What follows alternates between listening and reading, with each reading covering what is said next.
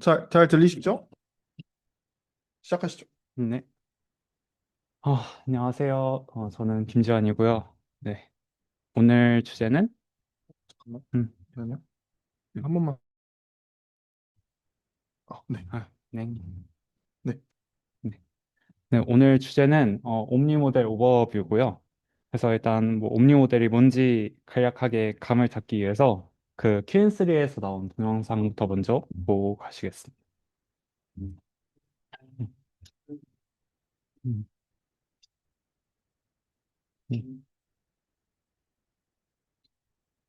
음.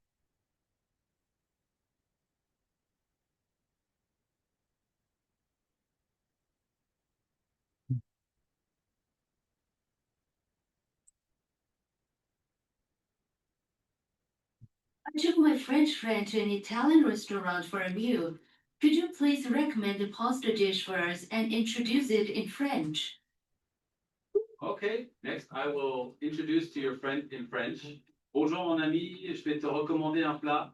Je pense que les tagliatelles au bœuf bolognaise sont un excellent choix. C'est un plat classique de la cuisine italienne avec des pâtes larges et plates et une sauce riche au bœuf haché. C'est un plat très satisfaisant et je suis sûr que tu l'aimeras. Presenta brevemente. 어이구, 뭐,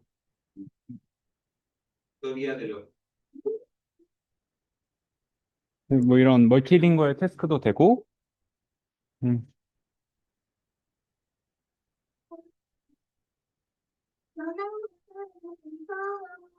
小朋友，Clean All Me呢個版本真係好犀利，有4個主要嘅提升。第一，佢變聰明咗，解決啲複雜問題更加得心應手。 네, 뭐 약간 뭐 이런 느낌으로 약간 그 인풋 입력 이미지랑 음성을 줬을 때 아웃풋 음성을 내뱉는 것도 가능하고요. 그러고 이제 뭐 비디오를 예로 들었을 때 어이구 막 그 뭐 비디오로 인풋을 주고 약간 음성으로 이제 그 인풋을 줬을 때 아웃풋으로 이제 음성을 내뱉는 태스크도 있고 네, 다양하게 있습니다. 네. 그래서 이고 네. 그래서 오늘 꼴은 그 옴니 모델의 개념이랑 발전 방향이 어떻게 되는지 간략하게 이해하는 시간 가질 것 같고요. 그래서 그 맨 처음에는 그 인풋을 다양하게 넣는 거에서 그 이제 인풋만 다양하게 넣는 걸 했다가 그 다음에는 아웃풋 모달리티도 동시에 넣는 것들로 이제 발전 방향이 되어 있는 것들 이해하는 걸 꼴이고 그리고 대표적인 논문인 q 3 옴니를 소개하는 시간을 갖도록 하겠습니다. 그래서 일단 옴니 모델이 뭔지부터 먼저 설명을 드리려고 하는데요. 일단 그 다중 모달리티를 통합을 해서 이해랑 생성을 동시에 수행하는 모델을 의미한다고 봐주시면 됩니다. 사실 뭐 멀티모달이랑 비교했을 때 뭐가 다르냐라고 하면은 사실 뭐 큰 차이는 없는 것 같은데요. 근데 이제 통상적으로 이제 세 개 이상의 모달리티에 활용했을 때 옴니 모델이라고 많이 하는 것 같습니다. 그래서 그 뭐 예시 그림 하나 가지고 와봤는데요. 그 기존에는 이제 뭐 비전 뭐 LLM이라고 했을 때는 뭐 비전 랭귀지 태스크만 가능했던 게 이제 뭐 오디오랑 그리고 뭐 비디오를 같이 넣었을 때 이제 다양한 태스크들을 크로스 모달리티와 관련된 태스크들을 수행할 수 있다. 그래서 약간 그런 크로스 모달리티의 좀 태스크를 수행하는 거에 초점을 두고 옴니 모델을 좀 많이 얘기하는 것 같습니다. 그래서 뭐 가장 먼저 나올 수 있는 게 이제 뭐 여러 모달리티를 인풋으로 주고 어떤 LLM이 그것을 입력받아서 텍스트로 추출하는 것들이 초기에 많이 있었는데요. 그래서 이때는 이제 그 컨티뉴선 그 이미지나 오디오 같은 모달리티 같은 애들은 이제 좀 인코더를 통해서 이제 컨티뉴선 스페이스에 인베딩 LLM에 전달하는 방식으로 많이 전달 뭐 나오고 있었습니다. 그래서 뭐 대표적으로는 뭐 이제 여기서 이 그림이 잘 보이실지는 모르겠는데 이게 그 뭐 예를 들어서 비전 오디오 뭐 텍스트에 대해서 각각의 인코더를 학습을 시키고 그래서 그 모든 인코더를 통과한 텍스트 인코더가 그 디코더 마지막으로 최종적으로 텍스트를 내뱉는 방식 해서 그 인코더를 포함한 모든 모델을 엔드 투 엔드로 학습을 시키고요. 아니면 또 하나는 이제 그 인코더는 내비두고 이제 그 인코더 뒤에 붙는 어답터나 랭귀지 모델을 학습시키는 방식으로 이제 진행이 됐었습니다. 근데 이 친구들 같은 경우는 이제 여러 모달리티에 대해서 이해는 할 수 있지만 생성은 못 합니다. 그래서 그냥 오로지 아웃풋이 텍스트로만 나오는 형태들이었고요. 그래서 이거를 어떻게 할 것이냐. 그래서 여러 모달리티를 아웃풋으로 내뱉는 이제 그런 형태로 지금 최근에 많이 논문들이 나오고 있는 것 같습니다. 그래서 여기서 핵심은 그 인풋은 이제 아까와 마찬가지로 그 인코더 통해서 컨티뉴어스한 벡터 레프레젠테이션을 받는데 이때는 그 이제 그 풍부한 시멘틱 정보를 인풋을 받기 위해서 그 컨티뉴어스한 벡터를 받기 위해서 이렇게 하는데 생성할 때는 이제 그 모달리티별로도 그 디스크리트하게 이제 내뱉는 방식을 많이 취하고 있습니다. 그래서 뭐 예를 들면 뭐 BQ 토크나이저나 뭐 음성애 같은 경우는 인코덱 같은 것들을 사용을 하는데요.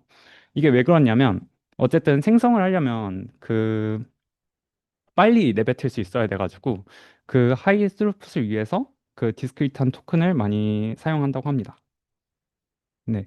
그래서 뭐 대표적인 논문으로는 그 올해 초에 나온 야누스 프로라는 논문이 있는데 이거 같은 경우는 같은 이미지 모달리티에 대해서도 이제 그 이제 이미지 언더스탠딩 할 때는 시그립이라는 그 인코더를 사용을 하고 사용해서 이제 컨티뉴어스한 벡터를 뽑는데 이미지 제너레이션을 할 때는 이제 VQ 토크나이저를 활용을 해서 여기서 그 어떤 이미지 인풋을 받았을 때 이걸 디스크리트한 토큰으로 변환을 시켜주는 방식을 취합니다. 그래서 VQ 토크나이저를 혹시 모르시는 분들이 있을 수 있을 것 같아서 뭐 예시를 가져와 봤는데 이제 인풋으로 이미지를 받았을 때 그 VIT로 이제 그 이미지를 패치 단위로 쪼갤 수 있잖아요. 그래서 이 패치 단위로 쪼갠 것들을 어떠한 임베딩으로 보냈을 때 이 임베딩과 기존에 이제 있는 어떠한 구축해둔 코드북과 가장 거리가 가까운 그런 임베딩들을 통해서 이제 그 해당 인덱스를 가장 가까운 코드북의 인덱스를 가지고 와서 이제 사용하는 방식을 이제 VQ 토크나이저라고 하는데 이제 이런 방식을 사용을 해서 그 디스크리트한 그 토큰을 만들도록 하는 방식이 있습니다. 네.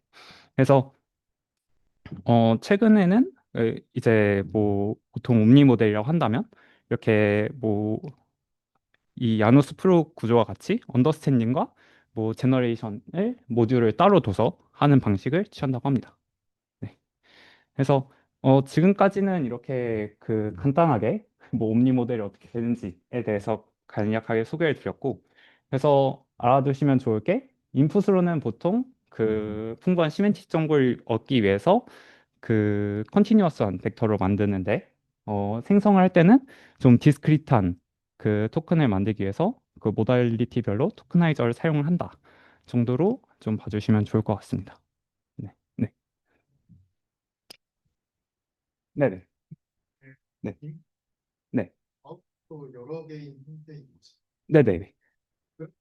아웃을 언제 이미지 디코더를 사용할지, 언제 오디오 디코더를 사용할지 이런 거는 어떻게 판단하시죠? 사실 그게 참 어려운 문제인데 뭐 일단은 저도 알고 있는 바로는 일단 그 연구단에서 하는 거는 그냥 보통 태스크 스페시픽하게 해가지고 그냥 입력할 때 아니 그할 태스크 수행할 때 그냥 지정을 해두는 걸로 알고 있습니다. 예, 예, 약간 그런 느낌으로 생각을 해주시면 좋을 것 같아요. 네. 네. 혹시 뭐 또 다른 질문 있으실까요? 네, 없으시면 넘어가 보도록 하겠습니다. 네. 이제 본격적으로는 이제 Q&3 옴니인데요. 그 사실 그 제가 Q&3 옴니를 가져오게 된 이유는 일단은 오픈 소스임에도 그 기존의 그 뭐 제미나이 2.5 프로 같은 그 프로프라이어티 모델을 이긴 것들도 있고 그리고 이제 그 옴니 모델 특징 중에 이제 여러 모달리티를 섞으면 이제 그 유니 모델의 그 모델보다 성능이 떨어지는 문제가 발생하는데 그런 걸 좀 해소한 그 것들이 있다고 해서 그래서 그게 좀 궁금해서 좀 가지고 와봤는데요. 네, 일단 뭐 시작을 해보도록 하겠습니다. 그래서 여기서도 논문에서 주장하는 게 자기네들은 그 성능이 그러니까 여러 모달리티를 섞어도 이제 성능이 떨어지지 않는 멀티모달을 만들었다. 게 여기 논문에서 주장하는 고리고요. 그래서 모티베이션은 이제 뭐 기존의 그 LLM, 멀티모달 LLM들이 그 모달리티 트레이드오프를 겪는데요. 이게 아까 말씀드렸던 이제 모달리티를 추가할수록 유니모달에 비해서 성능이 떨어지는 문제입니다. 그래서 이를 해결하기 위해서 일단 기존의 그 QN3 옴니 모델에서 이제 여러 가지 업데이트를 하는데요. 일단 뭐 첫 번째로는 그 띵커랑 토커에서 MOE 구조를 좀 차용을 하고, 그리고 그 기존의 그 위스퍼 오디오 인코더를 이제 그 여기서 자체적으로 프롬 스크래치 학습한 그 오디오 트랜스포머 인코더로 바꿉니다. 그리고 그 이제 스피치 제너레이션 메소드를 바꾸고, 그리고 뭐 이제 프리 트레이닝 때 이제 뭐 그 여러 모달리티를 섞어서 초기 학습시키는 방법 여러 가지 등등을 도입을 하는데요. 네. 일단 QN 2.5 옴니가 어떻게 되는지부터 먼저 말씀을 드리도록 하겠습니다. 일단 QN 2.5 옴니 같은 경우는 이제 띵커 토커 구조를 사용을 하거든요. 그래서 이 띵커는 뭐냐면 이제 인풋이 그 뭐 이제 기존의 뭐 히스토리컬 토큰 이전 맥락들이랑, 그리고 현재 맥락을 이제 토큰 형태로 텍스트 토큰 형태로 입력을 받으면 잠시만요. 토커가 먼저 나왔네.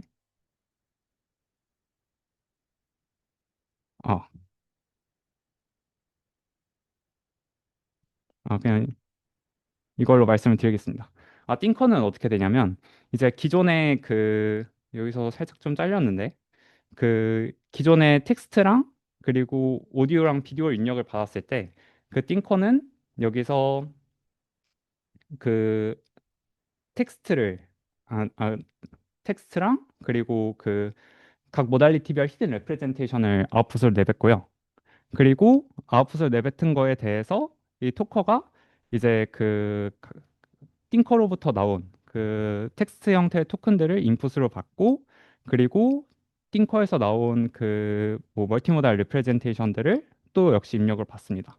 그래서 입력을 받은 것들을 통해서 어 이제 오디오를 내뱉는 형태로 되어 있습니다. 그래서 뭐 여기서 또 사용하는 게 이 코덱 디코더라는 게 사용이 되는데요. 이 코덱 디코더 같은 경우는 이제 그 인풋이 이제 이 토커로부터 나온 그 스피치 토큰들을 입력으로 받아서 이것들을 그 VQ 방식으로 뭐 특정 코드북과 가장 가까운 그 히든 리프레젠테이션에서 코드북에 있는 코드들과 가장 가까운 코드 인덱스를 인풋으로 받고, 그거를 이제 최종적으로 그 웨이브 형태로 변환하는 방식을 취합니다. 네. 그래서 이렇게 되어 있는 게 QN 2.5 옴니 구조고요. 그래서 이 구조를 그대로 차용해서 QN3에서 이제 사용을 합니다. 네. 혹시 네네. 오토리그레시브 문서는 거기 오늘 날씨 어때라고 들어가면 네. 그리고 저 노란색하고 주황색 토큰이 네. 계속 나오는 건가요? 오토리그레시브하게? 이게 이게 잠시만요. 그림이 이거를 보시는 게 나을 것 같은데, 네네. 이거를 보시면 좀 이해하기 쉬울 것 같아요. 이게 일단은 그냥 그 인풋은 그냥 오토리그시브라기보다는 그냥 네, 쭉 들어가고, 그래서 이 쭉 들어간 것들에 대해서 이제 그 레프레젠테이션을 뽑고, 그리고 그게 그 네, 그럼 이 다음에 네, 텍스트 레벨 포그를 한 게 아니라 저 히든 레프레젠테이션을 바로 토퍼에 넣어줘서 네, 바로 스피치가 나오게끔. 네, 맞아요. 네, 그렇습니다. 네. 스피치는 이렇게 오토리그레시브하게 뱉을 필요는 없는 건가요? 스피치요? 네. 뭐 이제 아웃풋에서는 이제 오토리그레시브하게 내뱉습니다. 그래서 왜냐면 이 오토리그레시브하게 내뱉지 않으면 어쨌든 이게 음성이잖아요. 그래서 이게 빨리 나와줘야 이제 사람 입장에서는 이게 쭉 이어들을 수 있으니까. 하나가 빨리 들려. 네, 맞아요. 그래서 이 음성을 내뱉는 친구들이 가장 중요시하는 게 그 처음 그 패킷을 얼마나 빨리 내뱉느냐. 그 레이턴시를 되게 중요시한대요. 그래가지고 그걸 위해서 뭐 여기서도 이제 뭐 블록 단위로 어텐션을 해가지고 블록 단위 윈도우 사이즈 넣어가지고 그 빨리빨리 이제 처리하는 방식으로 이제 구성이 된다고 합니다. 네, 네, 네, 네, 네. 예, 맞아요. 말을 위해서 있는 친구입니다.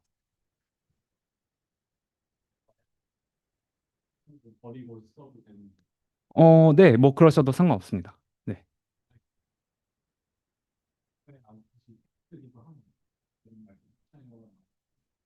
네, 맞습니다. 띵커는 애초에 아웃풋이 이제 두 개예요. 그 이제 텍스트랑 그 이 히든 레프레젠테이션. 근데 이제 보통 텍스트의 경우에는 이제 그 띵커의 아웃풋이라고 생각해 주시면 좋을 것 같습니다. 그러면 TTS를 하면 텍스트가 나오는 거? 음, 거기서 TTS를요? 뭐 그렇게 빠른 인터미디어트 피처에서 더 빠른 건가요? 어 저는 일단 그것까지는 잘 모르겠긴 합니다. 네, 거기에 대한 인투이션 없긴 한데. 어, 일단은 여기서는 어쨌든 그 토커가 그 뭔가 그 이제 오디오를 생성하는 태스크를 잘하기 위해서 약간 띵커의 그 레프레젠테이션 이용한다 정도로 좀 이해를 한 것 같습니다. 네.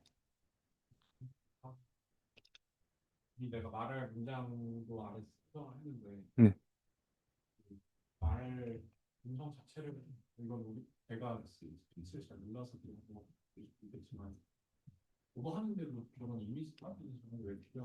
아, 네. 그 사실 이제 그 뭐 사실 말씀해 주신 대로 그 TTS를 쓰면 되지 않냐라는 질문이 있을 수 있긴 한데 이게 그 논문에서도 이 띵커를 사용함으로써 그 어쨌든 그 이미지나 뭐 비디오를 봐야만 알 수 있는 맥락들이 있잖아요. 그 맥락에 맞는 그 목소리를 생성하기 위해서 그 띵커의 그 히든 레프레젠테이션을 이용을 한다라고 하더라고요. 네, 네, 네, 맞습니다. 그러니까 그렇게 이해해 주시면 좋을 것 같아요. 네네. 네. 네네.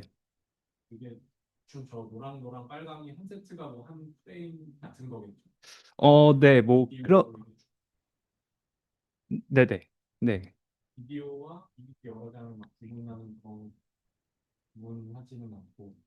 어, 사실 그것까지는 잘 모르겠긴 합니다. 네네. 음, 네. 이게 그 인코딩 단에서 좀 그런 처리를 하는 것 같아요. 이게 어떻게 되는 거냐면 그 인코딩 할 때 그 이제 타임 스텝별로 이제 그 미스랑 하이스별로 그 이제 인코딩을 같이 하거든요. 그래서 예를 들어서 그 음성에서 그 1초의 시간이랑 그리고 그 1초 때 나오는 이미지가 있을 거잖아요. 그러면은 걔네를 이제 같은 그 차원의 그 같은 그 채널이라고 할까? 그거랑 거기에 맞게 인베딩을 수행합니다. 네. 약간 그런 방식이라서 이렇게 표현한 것 같아요. 네, 그렇게 봐주시면 좋을 것 같습니다.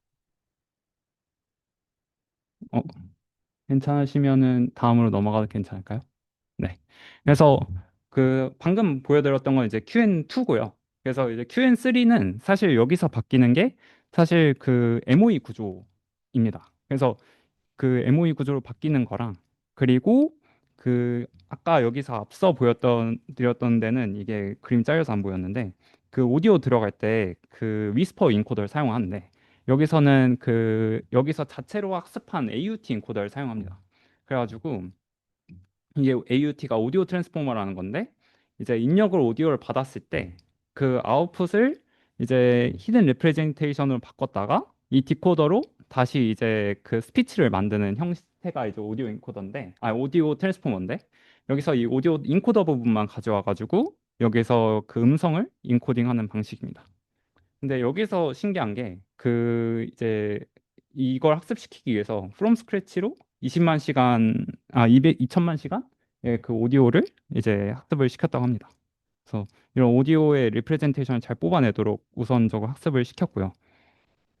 그리고 그 토커 같은 경우는 여기서 그 앞서 보여드렸던 거에서는 어쨌든 그 앞서 보여드렸던 거는 어쨌든 여기서 하나의 그 토큰을 만들고 그리고 이게 그 뒤에 토큰이 뭐 어느 정도 그 프레임 단위가 나왔을 때 이제 음성을 내뱉도록 이제 학습이 되어 있는 구조인데 여기서는 이제 그 토커의 아웃풋이 그 이제 저희가 음성을 내뱉을 단위의 가장 첫 번째 그 코드만 내뱉어요. 그 다음에 그 뒤로 이 MTP라는 모듈이 이제 멀티 토큰 프레딕션인데 이제 그 오리지널 음성을 복원하기 위해서 나머지 레지듀얼한 코드들을 이제 차례차례 예측을 합니다. 그래서 뭐 예를 보여드리자면 이제 저희가 오리지널 뽑아야 될 벡터가 이렇게 생겼어요. 이렇게 생겼는데 저희가 맨 처음에 그 이제 히든 레프레젠테이션에서 가장 가까운 코드북에서 가장 가까운 코드 인덱스가 510이라서 이제 그 510이 해당하는 그 벡터를 이제 뽑는다고 하면 이제 여기서 이 퀀타이즈된 벡터와 오리지널 벡터의 차이를 계산을 해서 이 차이랑 가장 가까운 벡터를 또 코드에서 뽑아요. 그러니까 코드 인덱스를 뽑고 해서 이제 여기서 이 모두 썸을 취해서 이제 음성을 내뱉는 구조입니다. 근데 여기서 이제 이렇게 하면 좋은 게 토커는 이제 가장 첫 번째 그 코덱 프레임만 예측하면 되니까 나머지는 이제 이 MTP라는 자그마한 모델이 나머지 완성해가지고 빨리 내보낼 수 있다는 게 이제 그 장점입니다. 그래서 논문에서도 그 MOE 구조랑 그리고 이 MTP 구조가 그 이제 빠른 그 상대성이랑 콘커런시랑 그 빠른 추론을 가능하게 했다라고 얘기를 합니다. 네. 그래서 이게 좀 차이점이고요. 그리고 뭐 여기서 이제 뭐 프리트레이닝이 저는 오히려 좀 더 중요했었던 것 같은데 일단은 그 데이터를 되게 많이 썼거든요. 일단 데이터를 많이 쓴 게 핵심이고 그리고 두 번째로는 그 이제 그 LLM 외에도 약간 오디오랑 인코더를 먼저 그 얼라이먼트 시키고 학습을 시킴으로써 약간 그 모달리티 간의 그런 믹싱이 좀 잘 되지 않았나 싶습니다. 네. 그래서 뭐 프리트레이닝은 이제 뭐 맨 처음에는 인코더를 먼저 정렬시키는 방식으로 했고 그래서 LLM은 QN3로부터 먼저 이니셜라이즈가 되고 비전 인코더랑 오디오 인코더도 이니셜라이즈 된 거에서 학습을 시작을 해서 그래서 그 다음에는 모든 파라미터들 언프리즈 시켜서 이제 텍스트랑 오디오, 비디오 그리고 비디오 오디오 에 대한 데이터를 모두 학습을 시킵니다. 그리고 그 다음에 그 컨텍스트 랭스를 길게 해가지고 또 나머지 이제 프리 트레이닝을 진행하고 그리고 포스트 트레이닝 같은 경우는 이제 뭐 띵커는 먼저 이제 SFT를 먼저 한 다음에 그 다음에 그 뭐 스트롱 투 윅 디스틸레이션이라고 해서 이제 그 먼저 그 센 모델에 대해 그 좀 잘하는 모델에 대해서 그 아웃풋을 디스틸레이션 먼저 받고 그 다음에 윅 디스틸레이션이라고 해서 자기 자신이 생성한 것들에 대해서 이제 디스틸레이션 한 방식으로 진행이 됩니다. 그리고 마지막에 아래를 해가지고 그 리즈닝 성능을나 이제 다양한 태스크에 대한 성능을 높이고요. 네. 그래서 네네.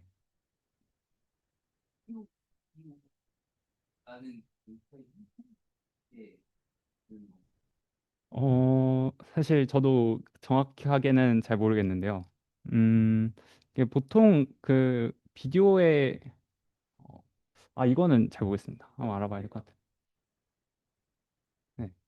비디오는 그냥 이미지의 시간 충만 소리가 없는 이 오디오가 소리까지 포함된 저희가 음, 네, 감사합니다. 네, 그렇습니다. 이렇게 됐고요. 그래서 뭐 이밸류에이션을 했는데 뭐 이밸류에이션 했을 때 이제 가장 중요하게 봤던 거는 이제 그 모달리티 뭐 기존에 이제 같은 사이즈의 그 QN 모델들이 있을 텐데 이 QN 모델들과 그 이제 Q&A 옴니를 비교했을 때 뭐 이제 텍스트면은 텍스트 그리고 비전이면 비전 태스크에 대해서 테스트를 했을 때 그 성능이 뭐 동등하거나 그 이상인 거를 보여줬습니다. 그러니까 성능이 떨어지지 않았다는 게 좀 핵심인 것 같고요. 그리고 두 번째로는 그 오디오 벤치마크에 대해서도 테스트를 해봤는데 심지어 이런 오디오 벤치마크에 대해서는 이제 뭐 프로프라이어티 모델인 GPT 2.5 제미나이 2.5 프로도 이겼다고 합니다. 그래서 뭔가 이런 걸 봤을 때 사실 QN이라는 애초에 백본이 좀 잘해서 그런 게 아닌가 싶은 생각도 드는데요. 어쨌든 뭐 데이터 뭐 그런 생각이 들기는 했었습니다. 네. 네. 그래서 일단은 뭐 이렇게 간단하게 발표를 마무리 지을 수 있을 것 같은데 일단 뭐 테이크홈 메시지라고 한다면 이제 기존의 그 옴니 모델이 여러 가지 인풋만 여러 모달리티에 대한 인풋만 받는 거에서 텍스트만 아웃풋 받는 거였는데 이거를 이제 여러 모달리티를 입력을 받으면서 이해하는 것과 동시에 여러 모달리티를 출력함으로써 그 이해와 생성을 모두 잘할 수 있는 쪽으로 이제 가고 있고요. 결국에 뭐 애니 투 애니라는 그런 프레임으로 조금 가려고 하는 것 같습니다. 그리고 언더스탠딩을 할 때는 이제 뭐 컨티뉴어스한 임베딩을 받아서 좀 그 풍부한 그 시멘틱을 받으려고 하고 아웃풋 같은 경우는 이제 모달리티별로 토크나이징이 돼서 이제 좀 더 그 스루풋을 높이는 방식으로 진행이 된다라고 봐주시면 좋을 것 같고요. 근데 여전히 옴니 모달리티가 이게 한계가 있는 게 일단 그 크로스 모달 이밸류에이션이 좀 어려운 것 같아요. 뭐 예를 들어서 아까 예시로 보여드렸던 맨 처음에 그 데모 비디오 보여드렸던 것처럼 뭐 비디오 보여주고 음성 보여주고 그리고 그거에 대한 아웃풋을 음성으로 하는 거에 태스크에 대해서 그 어떻게 맞다고 설계할 건지 그런 이밸류에이션 벤치마크 만드는 것도 좀 일일 것 같고요. 그리고 그 여러 모달리티에 대한 그 데이터를 만드는 것도 좀 문제일 것 같아요. 그러니까 뭐 기존에 뭐 멀티모달 데이터라고 하면 이제 뭐 이미지 텍스트, 이미지 오디오, 아니 뭐 이런 식으로만 구성이 되어 있었을 텐데 그런 그 뭐 트리플렛 쌍에 대한 데이터를 만드는 게 좀 이렇게 옴니 모델을 만드는데 좀 어려움을 겪는 것 같아요. 네. 그래서 그 요즘에는 그것 때문에 그 비디오가 되게 주목을 많이 받는데 어쨌든 비디오는 그 음성도 있고 텍스트도 있고 뭐 텍스트도 뽑을 수 있을 것이고 그리고 그 이제 뭐 이미지도 있으니까 그런 그 트리플렛을 모두 만족시킬 수 있는 데이터로서 그 약간 비디오를 좀 많이 주목을 하는 것 같아요. 그리고 여전히 그 모달리티 트레이드 오프가 많이 존재하는데 뭐 이제 모달리티를 추가하면서 이제 뭐 하나의 전문적인 모델만 파는 모델에 비해서는 여전히 성능이 떨어진다. 이런 게 좀 여전히 한계점인 것 같습니다. 네. 혹시 하나만 더 여쭤볼게요. 네. 포스트 트레이닝 때 그래서 LLM 파이프닝 했다는 건가요? 뭐 잠깐만. 포스트 트레이닝이요? 포스트 트레이닝 때는 네네. 네, 띵커를 이제 학습을 함으로써 LLM은 더 학습을 시킵니다. 네. 그래서 네. 네네. MTP요. MTP가 이제 일단은 그 멀티 토큰 프리딕션이라고 해서 이제 여기서의 이 토큰은 이제 음 이제 그 여기서 토큰은 이제 스피치를 만들기 위한 그 코드라고 봐주시면 좋을 것 같아요. 그래서 원래는 이제 저희가 뭐 이제 뭐 하나의 이제 어떤 이제 MTP는 결국에 어떤 걸 하는 거냐면 어쨌든 이제 저희가 이전에 코드를 입력을 받아서 이제 그 다음 코드북의 인덱스를 예측하는 친구라고 봐주시면 좋을 것 같아요. 그래서 이제 뭐 음, 네, 네네네, 애들이 아니라 네네, 다른 애들이에요. 네네, B라는 거는 0 나오면 1이 나오고 1 나오면 2가 나오고 그러네. 네, 맞습니다. 네네. 그래서 이게 이 한 세로줄 있잖아요. 이게 그 하나의 그 프레임이라고 봐주시면 좋을 것 같아요.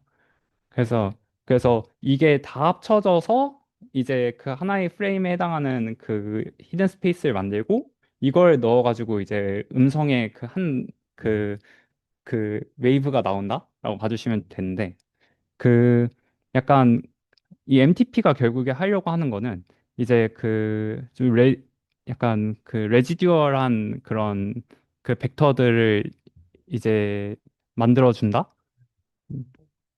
네네. 10까지 다 더하면 우리가 원하는 컨티뉴어스 네. 같은 나온 것 같은데 네네. 왜더 빠른 이게 일단은 이거를 하기 위해서 사용하는 게 일단은 이렇게 하면 빠른 거는 일단은 이 토커에서의 부담이 좀 줄어드는 게 그, 그건 것 같아요. 일단은 이제 이 토커는 그러면은 이 첫 번째 프레임만 예측하고 바로 그 다음 거 예측하러 가면 되니까 일단 그거에 대한 효율성이 있을 것이고, 네. 그러고 이제 이 MTP라는 게 애초에 작은 사이즈의 모델을 사용하다 보니까 이제 뭐 큰 모델 한 번 추론시키는 것보다, 여러 번 추론시키는 것보다 이 하나 큰 거 만들고 작은 모델 나머지를 예측하도록 하는 방식을 채택하면서 좀 빠르게 하는 것 같습니다. 너무 좀 디테일인 것 같은데 네. 띵커는 일단 오토 리그레시브 한 거고 네. 아웃풋 tex들도 사실 오토 리그레시브 한 거거든요. 네, 네, 맞습니다. 네.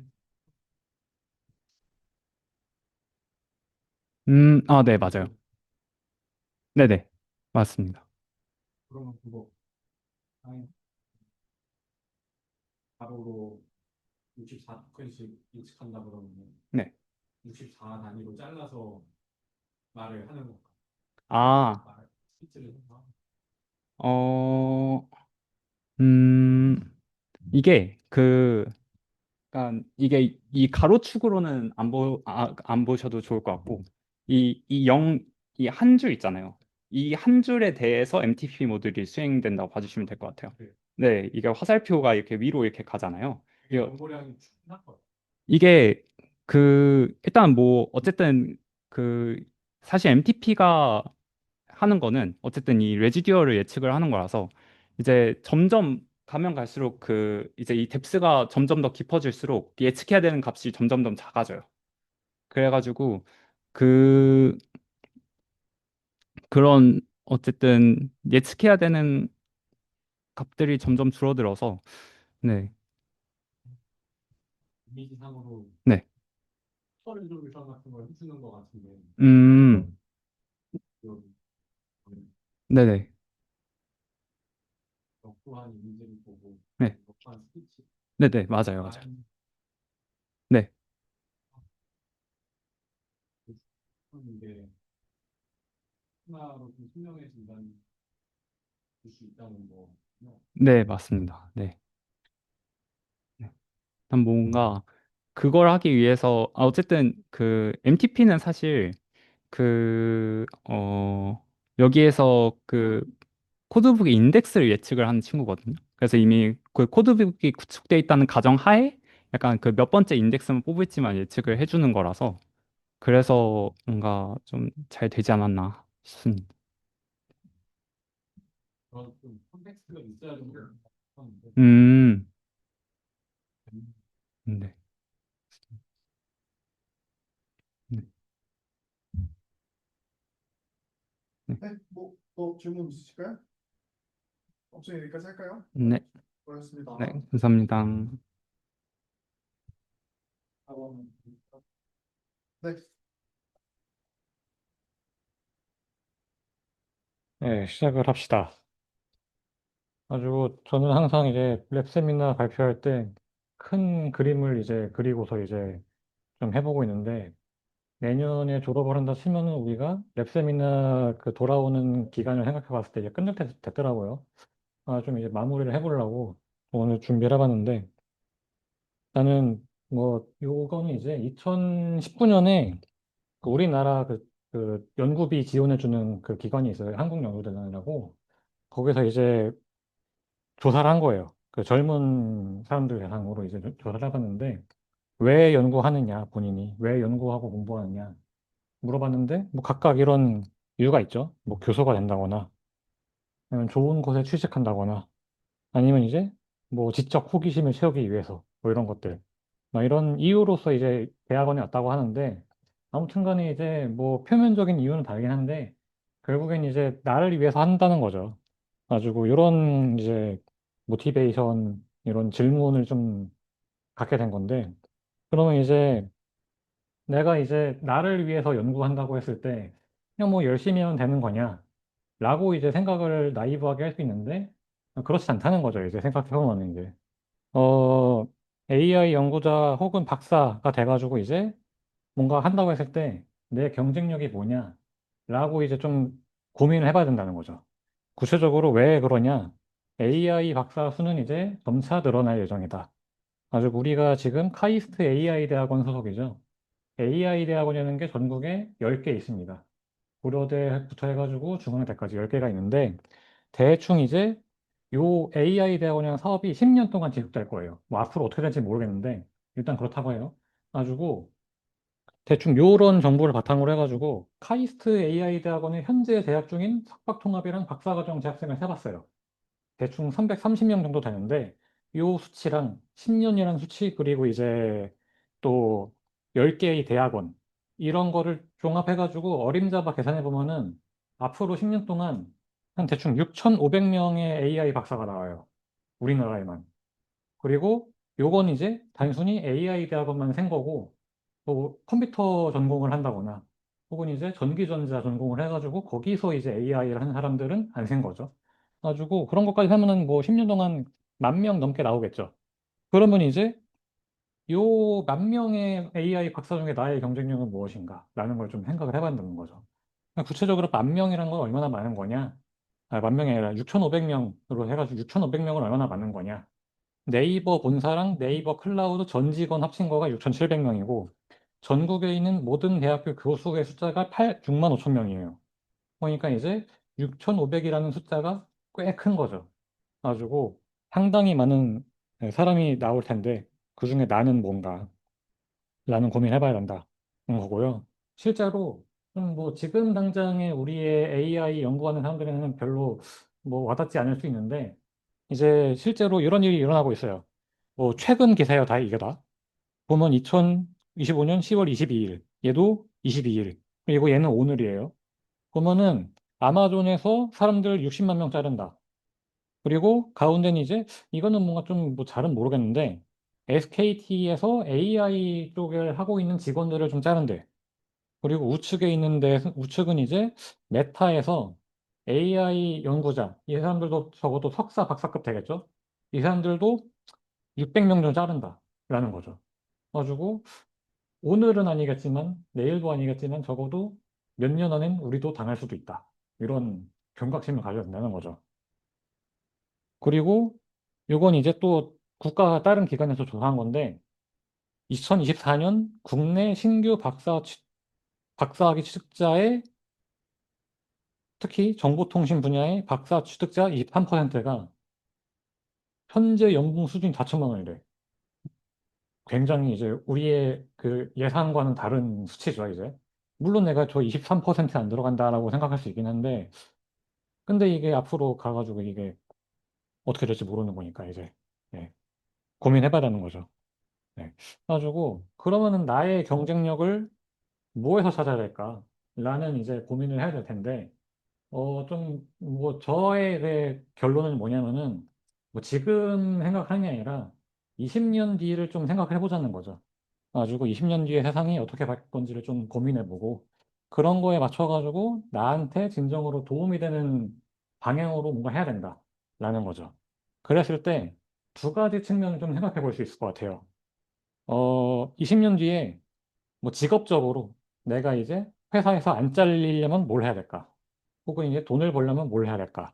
라는 측면인데, 요거는 오늘은 패스. 다음에 이제 좀 하려고 하고요. 오늘은 이제 좀 다른 측면, 공익적인 측면에서 20년 뒤에 좀 다가올 사회 문제라든지 여러 가지 문제가 있을 텐데, 그런 것들을 어떻게 이제 좀 미리미리 뭐 준비하고서 대응할 수 있을까? 뭐 쉽게 말하면 어떻게 하면은 뭐 지금 뭐 각자가 어떤지 모르겠는데 지금 저는 뭐 나름대로 만족을 하거든요. 우리의 지금 우리나라의 삶에 대해서 적어도 그거를 유지하는 정도는 해야 된다. 라는 거죠. 그래가지고 그런 측면에서는 뭘 해야 될까? 요건 이제 나만 해당되는 게 아니라 여기 있는 모든 사람을 이제 생각하는 그런 거겠죠. 그래가지고 오늘 요거를 좀 이제 제가 나름대로 생각하고 조사해 본 거를 이제 소개할 겁니다. 그래가지고 그러면은 20년 뒤에 무슨 일이 일어날 건가를 생각을 해봐야 됩니다. 그래가지고 여기 계신 분들은 똑똑해가지고 이미 다 그런 많은 것들을 알고 있을 텐데 뭐 딱 몇 가지 살짝 사람들이 놓치고 있는 것들을 그냥 짚고 넘어가려면은 이제 우리나라에 건강보험 있죠. 우리나라 뭐 병원 가면 해주는 거. 그거가 이제 그 연금이 그것도 어떻게 보면 건강보험 재정이 있거든요. 그게 이제 쉽게 말하면은 그 우리가 직장인이나 치면은 지금은 이제 월급이 들어온 걸 그대로 다 쓰는 중이에요, 지금. 그래가지고 작년까지는 적어도 남았어, 조금씩. 근데 이제 올해부터는 내 월급보다 쓰는 돈이 많은 거예요, 지금. 그래가지고 적자를 보고 있는 거야, 지금. 들어온 돈보다 나간 돈이 많은 거예요, 이제. 그리고 준비금 고갈이라는 건 뭐냐면은 내가 통장이 있어. 통장에 예금을 좀 들어놨어. 그럼 이제 조금 월급에서 적자를 보더라도 그 돈 까서 쓰면 되잖아요. 근데 그 돈이 3년 뒤에 빵원 이하가 된다는 거예요, 지금. 적자 난다는 거예요, 그것도. 통장이 텅텅 빈다. 마이너스 통장 뚫어야 된다. 이거예요. 이런 상황이 있는 거고. 그다음에 국민연금은 다들 이것도 알죠? 이것도. 이거가 이제 정부에서 이제 추계를 한 건데, 이제 이건 많이들 알고 있어요. 2055년에 완전 고갈된다는 건 알고 있는데, 많은 사람들이 모르는 거가 2030년 되면은 뭔가를 팔기 시작해야 돼. 이것도 예금이 아니에요. 이게 국민연금이 갖고 있는 돈이 예금이 아니라 주식이에요, 다. 주식이랑 채권인데, 그걸 팔아야 돼, 이제. 이걸 메꾸려면은. 그러면 뭔 소리냐? 지금 우리 오늘 코스피 3,900 찍었는데, 이거 주식 다 팔아야 돼, 국민연금이. 그럼 코스피 떨어지겠죠, 이제. 그런 것들에 대해서 이제 걱정을 해야 되는 거죠, 그것도. 예. 그런 것도 있고, 이것도 이제 좀 어떤 사람은 알고 모르는 사람이 있는데, GDP 대비 국가 부채가 최근 몇 년간 팍 늘어났어요. 예, 코로나 때문인 것도 있고, 뭐 다른 요인도 있긴 한데, 뭐 그거는 뭐 설명할 거지 안 하고, 여기서는 이제 아무튼 간에 이것도 역시 정부에서 계산을 해본 결과 가장 좋은 시나리오에서 2045년, 20년 뒤에 90% 찍는다. 올 한 해에 우리나라가 번 돈의 90%만큼이 빚인 거예요. 그리고 더 20년 뒤에는 100% 넘어간다. 근데 요건 이제 요것만 고민할 게 아니라 요건 이제 정부의 그 세금 수입과 뭐 지출 이런 걸 계산한 건데 여기에 공기업 부채가 빠져 있어요. 공기업이랑 한 거는 이제 한국전력 그리고 코레일 뭐 이런 것들 여기가 빚진 거는 여기서 빼놓은 거야. 그러니까 이제 더 높다는 거죠, 실질적으로는. 빚이라는 거가. 네. 참고로, 올해 그 프랑스에 지금 난리 나는 거 알죠? 총리가 한 달에 몇 번 바뀌어서 지금. 그 나라는 지금. 왜 그러냐면은, 거기도 지금 빚이 많은데, 이걸 빚을 좀 갚아야 된다. 라고 주장한 이제 정치인들이 다 잘려나가서 지금. 세금을 더 걷어야 된다고, 부자한테 뜯어야 된다, 이런 논의가 있긴 한데, 그런 건 일단 남의 나라 문제니까 차치하고, 그 나라가 지금 114%예요. 네. 근데 이제 요거는 또 유의할 점이 뭐냐면은 얘네는 프랑스니까 유로화를 쓰고 있는데 우리나라는 원화를 쓰고 있다. 네. 그런 차이가 있다는 거죠. 그래가지고 이런 것도 고민할 필요가 있다. 그리고 뭐 저출산 고령화 이거 다 알죠? 뭐 굳이 이거 알고 있으니까 생략. 그래가지고 이것까지는 여기까지는 우리나라 얘기인 거고 이제 전 세계적으로 또 봐야 돼요. 이제 지구 온난화 및 기후 변화. 요거가 이제 전 세계의 과학자가 몇 년마다 주기적으로 그 보고서를 써요. 여기에서 딱 이제 가장 중요하게 등장하는 문장이 이거예요. 이거, 어, 요즘에 발생한 이제 뭐 홍수, 뭐 가뭄, 산불, 이런 거 다 사람이 한 거다. 그리고 올해 두 가지 사건이 있어요. 기후변화 임계점 돌파라는 걸 했어요. 이게 뭔 소리냐면은 우리가 지금 당장 사람이 숨 쉬는 거 빼고서 이산화탄소 배출을 빵으로 만들어. 우리가 지금 이 순간 전 세계에서. 그래도 기후변화가 가속화돼요. 왜냐면은 그동안 해놓은 게 있어가지고 이걸로 인해서 어떤 일이 일어나면은 산불이 일어난다거나 뭐 여러 가지 바닷속에서 뭐 어떤 화학작용이 일어나가지고 이산화가 더 나오는 거야. 우린 아무것도 안 해도. 그러니까 계속 이제 기후변화가 더 생기는 거예요. 가지고 어떻게 해야 되냐면 이제부터는 마이너스를 만들어야 돼요. 그 탄소 배출량을 마이너스로 해가지고 오히려 포집을 해야 돼. 그래야지 기후변화가 멈춰. 네, 그런 상황이에요. 그리고 이 와중에 트럼프는 이제 이거를 어떻게든지 간에 이제 막아보자고 팀플 하고 있는데 탈주했어, 지금. 가지고 이거 큰일 났다는 거죠, 이제. 뭐 자세한 내용은 이제 옛날에 제가 랩셈이 있다는 거 보시고, 이런 상황이다. 그리고 전 세계적으로 부채의 규모가 320조다. 320조 달러다. 네. 그리고 2027년에 중국이 대만을 친다. 이거는 3년 전부터 뉴스가 나오고 있어요. 근데 이거에 3년 전부터 뉴스가 왜 나오냐? 이거를 각인시켜주는 거야. 미국이 이거 다 알고 있으니까 제발 치지 마, 제발 공격하지 말라. 이거예요. 신호를 보내는 거예요. 가지고 웬만해서는 진짜 칠 가능성이 높아요. 이게 이제 우크라이나 전에 또 비슷한 패턴이 나왔는데 결국 쳤죠. 네. 그런 거고. 아무튼 간에 이 경우에는 이제 우리나라로 가는 이제 우리나라가 석유를 뭐 사우디에서 가져온다고 했을 때 그 길이 막혀요. 그러면 이제 우리는 석유 못 쓰는 거야. 그러니까 난리가 나겠죠. 예. 그래가지고 이런 얘기 하면은 뭔가 좀 비관적인 사람들이 있어요, 이게. 그래가지고 좀 허무주의적인 관점이 있는 사람들이 있는데 그냥 생각해보는 거죠. 우리가 여기 있는 사람들 다 남자분들이니까 롤 같은 거 하겠죠. 그럼 이제 뭔가 좀 게임하다가 잘 안 풀려. 미드 오픈을 하는 사람이 항상 있어. 그 미드 오픈 하는 사람들이 있고 그래도 꿋꿋하게 끝까지 해보는 사람들이 있는데 우리는 이제 그래도 꿋꿋하게 뭔가 해봐야 되지 않느냐 이런 거죠 이제 제가 말하고 싶은 거는 가지고 이 사진은 뭐냐면은 이게 뭐 잘못 알려진 설화긴 한데 그 그리스 시대 철학자 중에 엠페도클레스라는 사람이 있어요. 이게 잘못된 설화라는 것 알고 들으세요 이게 이 사람이 뭔가 이제 그 쾌락주의 뭐 이런 그 철학의 그런 거라고 이제 잘못되게 알려졌는데 이 사람이 한 이제 설화에 따르면 이제 뭔가 좀 이제 뭔가 좀 인생이 좀 너무 늙으면 병 걸리고 이제 좀 힘들고 부질없다. 그러니까 나는 젊을 때 그냥 저기 있는 화산에 가가지고 다이빙해서 그냥 죽겠다. 아주 실제로 죽었다. 라는 설화가 있는데 뻥입니다, 사실 이거. 예. 아주 그렇게 뭔가 좀 허무하게 그냥 이제 지금 뭐 20년 뒤에 운석이 떨어진다고 하면은 운석을 막을 생각을 해야지 이제 뭐 좀 지금부터 죽을 생각을 하면 안 된다는 거죠. 그래가지고 우리가 지금 하고 있는 건 뭐냐? AI 기술을 만들고 있잖아요. 그 AI 기술로 20년이란 긴 세월을 이제 준비해야 된다라는 거죠. 가지고 뭐 요쯤 해가지고 이제 좀 한번 그냥 뭐 그냥 다른 얘기로 전환을 하면은 뭔가 우리가 다가오는 문제를 이제 해결할 두 가지 무기가 있는 거죠. 하나는 인문과학적인 접근법이고 하나는 자연과학적인 접근법이다. 가지고 우리가 항상 이제 어떤 분들께서는 문과가 쓸데없다라고 하는 사람들이 있는데 그렇진 않죠. 이제 왜 그러냐면은 인문과학적인 접근법에서는 이제 어떤 문제가 있으면은 그거를 이제 과거 사람들은 어떻게 해결했을까? 혹은 미래에는 어떻게 해결할까? 혹은 이제 다른 나라나 다른 문화에서는 어떻게 해결했을까? 라는 측면에서 접근하는 사람들인 거예요. 그런 거고, 자연과학적인 접근법은 이제, 자연 법칙을 통해서 이제 뭔가 새로운 기술을 만들어내가지고 해결하는 그런 측면인 거죠. 당연히 우리는 후자의 측면인 건데, 어떻게 보면은 뭐 두 개를 잘 혼합해가지고 해봐야겠죠. 가지고 코로나 같은 게 대표적인 사례인데, 우리가 이 코로나 바이러스가 어떻다는 사실을 과학적으로 분석을 한 다음에 그걸 바탕으로 사회적 거리두기라는 걸 했죠. 그게 이제 우리나라가 대충 한 게 아니에요. 그게 사실 그걸 수학적 모델링을 쫙 해가지고 얼만큼 풀어야지 사람들이 좀 덜 피곤하면서 전염이 덜 되느냐 그 경계선을 정확하게 잡아서 한 거예요. 그 사회적 거리두기를. 네, 요거는 사람 잘 모르는 건데 이게 그 미분 방식 같은 거 풀어가지고 한 거예요. 실제로 이게. 네. 카이스트 교수님이 한 거예요, 사실. 네. 어떤 간에. 그런 식으로 한 거예요, 이제. 그렇다는 건데, 뭐 이런 느낌으로 다른 문제들도 좀 생각해 보면 어떨까.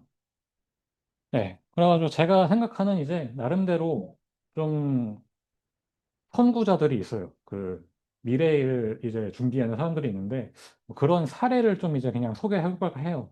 앞으로 내가 뭘 하자라고 주장하는 건 좀 웃긴 것 같고, 그냥 선구자들의 사례를 보면서 이게 얘기하는 게 좋을 것 같아가지고, 첫 번째는 이제 헬스케어 혹은 웰 에이징. 뭐 헬스케어 하면 딱 여기 염려고시를 하는 건데 그 목적은 뭐냐면은 잘 늙는 게 중요하다. 근데 건강하게 나이를 먹으면은 기본적으로 병원에 덜 가고 늙어서도 일할 수 있는 거죠. 그래가지고 건강보험료 이런 문제가 좀 해결되는 거고, 그 다음에 이제 우리가 저출산 고령화로 인해서 뭐 일할 사람이 줄어들고 이제 국민연금을 덜 내고 이런 일이 좀 완화가 되는 거죠. 왜냐면은 사람들이 좀 더 오랫동안 더 일할 수 있으니까. 돈 버는 사람이 많으니까. 예. 그래가지고 이런 것들을 이제 혼자만 하는 건 안 되는 거죠. 혼자만 건강하다고 이게 되는 건 아니고 사회 전체가 건강해져야 되는 건데 이거를 국가적으로 제도화를 한 게 이제 싱가포르예요. 싱가포르라는 곳에서 액티브 에이징 센터라는 걸 만들었는데 여기가 이제 노인에 대해서 이제 여러 가지 건강 관리를 체계적으로 도와주는 이제 동사무소처럼 쫙 있는 거야. 쫙 전국에 쫙 깔려 있는 거야 이제. 노인들한테 막 여러 가지 해주는 건데 노인들이 집에만 박혀 있지 말고 밖으로 나와서 어떻게 뭘 하라는 것들도 도와주고. 응. 저건 비용 아니에요? 뭐가요? VAC. 비용? 비용이라는 게. 생산성을 올리는 게 아니라 네. 비용이 추가되는 거 아니에요? 근데 이제 그런 느낌인 거예요. 이제 우리 그 할아버지 할머니들이 아파가지고 병원에서 돈 쓰는 그냥 돈을 쓰는 거잖아. 근데 이 사람들이 밖에서 뭐라도 하면은 뭐 알바라도 하면은 그거는 돈을 버는 거잖아요. 그 사람들이. 그 병원비도 덜 낼 거고. 이런 목적이라고 보면 돼요. 네. 네. 그래가지고 이제 뭐 인지 능력 검사를 한다거나 건강 관리도 체계적으로 해주고 그 다음에 요즘 그 우리나라도 마찬가지인데 할머니 할아버지들 스마트폰이랑 키오스크 못 쓰잖아요.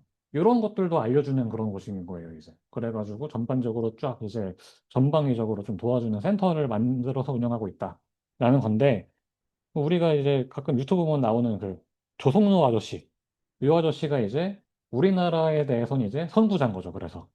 우리나라에서 지금 젊은 사람들에 대해서 좀 나름대로 최대한 덜 늙게 해가지고 그 사람들이 조금 더 건강하게 또 오래 일할 수 있게 한다면은 좀 부담이 줄어든다.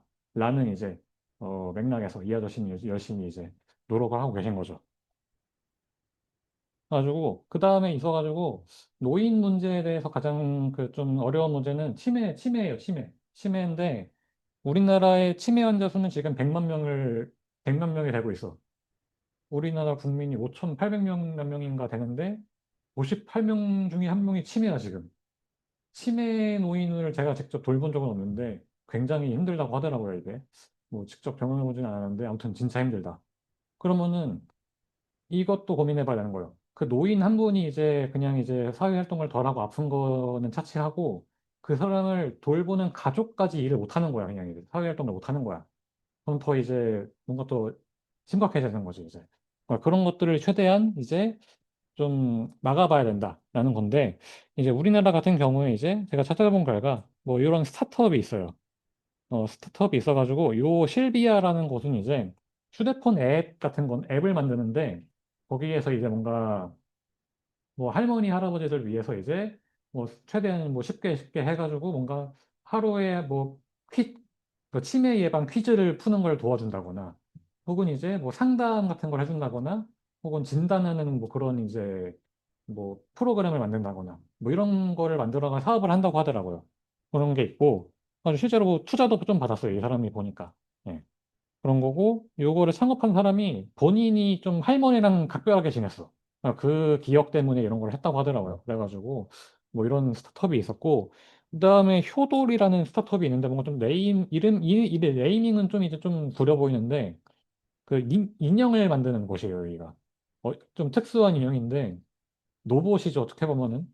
그 로봇한테 챗GPT를 심어놓고서 각종 뭐 몇 가지 해놓은 거예요. 그래가지고 할머니 할아버지들이 혼자 사시는데 얘가 말벗을 해주는 거예요. 그래가지고 매일 아침에 이제 모닝콜 같은 것도 해주고 이제 뭐 약은 드셨냐 혹은 이제 할머니 할아버지가 심심하다가 하면 말벗도 그냥 말도 그냥 해주고 혹은 이제 할머니 할아버지가 뭔가 좀 안 움직이는 것 같아.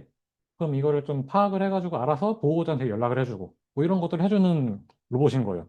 그래가지고 요게 이제 찾아보니까 100만 원 정도 하는 것 같아요, 이게. 한 대에다가. 그래가지고, 이렇게 해가지고 뭔가 했는데, 실제로 뭔가 할머니, 할아버지들 반응이 되게 좋대요, 이게. 이게, 그래가지고 뭔가 좀 심심할 때마다 불러가지고 얘기하고, 또 이제 실제로 심리검사 같은 걸 해보면은, 뭐 우울증 이런 것들이 다 이제 좀 줄어들었다. 라고 합니다. 네. 그것도 있고, 뭐, 네이버랑 SKT에서도 뭐 그런 거 관련해서 뭐 하고 있다. 라는 거죠. 가지고 요게 첫 번째 그런 거였고, 그다음에 요즘에 뭐 자연재해 같은 거 많이 일어나죠. 올해 초만 해도 산불 되게 크게 났었고, 뭐 홍수 나가지고 뭐 이런 일도 있었고 했는데, 생각보다 지금 뭔가 그런 것들에 대해서 지금도 뭔가 하고 있는 사람들이 있다는 거죠. 보면 이제 뭐 기사 길어가지고 생략을 하는데, 소방청에서도 이런 것들을 준비하는 이제 좀 팀을 만들었고, 그다음에 어떤 연구는 이제 XGBoost만 그냥 돌려가지고 뭔가 예측을 한데 생각보다 잘 되더라. 그리고 이 XGBoost 쓰면 이제 피처 인퍼런스 같은 거 나오잖아요. 그런 걸 바탕으로 어떤 측면에서 뭔가 좀 보완해야 되는지 그런 것들도 나름대로 분석을 해주더라. 라는 좀 연구가 있고요. 그다음에 이제 뭐 요거에서 더 나아가지고 옛날에 랩세미나 했던 그 뭐 기상 예측 혹은 이제 위성 데이터 같은 걸 뭐 좀 해보는 거죠. 그래가지고 실제로 최재식 교수님 연구실에서 하고 있어요, 이거. 실제로 기상 예측 AI 만드는 거. 가지고 뭐 뭔가 하는 것 같고 실제로 뭔가 모델이 만들어져가지고 지금 기상청에서 진짜로 쓰는 것 같아요, 그거를 그 모델을. 네. 그래가지고 그렇다. 그리고 뭐 홍수 얘기 나왔었는데 산불 예방 같은 것도 스타트업 같은 게 좀 있는 것 같아요. 그래가지고 요거 같은 경우는 산에다가 이제 원래는 사람이 직접 그 견시라고 하죠. 직접 보고서 산불이 났냐 안 났냐 이런 걸 감시하는데 여기는 이제 CCTV 달아놓고서 비전 모델 돌리는 거예요. 계속 쭉 돌리면서 연기 비슷한 게 있다. 탐지해가지고 정확한 위치 추산해가지고 뎁스 에스티메이션 해가지고 신고 바로 이런 시스템이 있는 거고 그다음에 이제 아무튼 산불이 났어. 그럼 이 산불의 피해 면적이라든지 뭐 어떻게 보관하면 좋을까 이런 것들을 전략을 짜야 되잖아요. 그런 것들은 이제 위성 영상으로 어떻게 분석을 해가지고 하더라. 그리고 산림과학원 국가기관이죠. 여기서는 이제 AI 바탕으로 지금 산불이 났을 때 지금 바람이 어떻게 보니까 바람이 어떻게 보니까 불이 얼로 퍼지겠다. 혹은 이제 지금 이런 상황이니까 소방대는 얼로 보내야겠다. 혹은 이 사람들 어디 있는 사람들 대피시켜야겠다. 이런 것들을 자동으로 분석해주는 모델을 만들려고 한다라는 거죠. 그리고 뭐 다음 측면에서는 이제 복지를 좀 생각해 볼 수 있다는 거죠. 가지고 요거는 여기에서 나온 이제 어떤 보고서를 제가 좀 본 건데 여기에선 이제 AI로 복지 사각지대를 없애보자 라는 좀 얘기를 한 거예요. 가지고 복지 사각지대라는 건 뭐냐면은 복지 혜택을 받을 수 있는데 못 받는 사람이거나 받긴 하는데 뭔가 좀 부족한 사람들 요걸 이제 복지 사각지대에 있다라고 하는데 요것들을 요런 상황에 속한 사람들을 좀 잘 자동으로 찾아낼 수 있으면 좋지 않을까. 어떻게 하느냐? 국가적으로 뭔가 좀 이제 그 데이터들이 있잖아요. 세금을 냈냐 안 냈냐. 실제로 그 세금 미납해가지고 쫓아가는 사람들 있잖아요. 그분들이 이제 하는 일 중에 하나가 실제로 복지 관련해서도 한대요.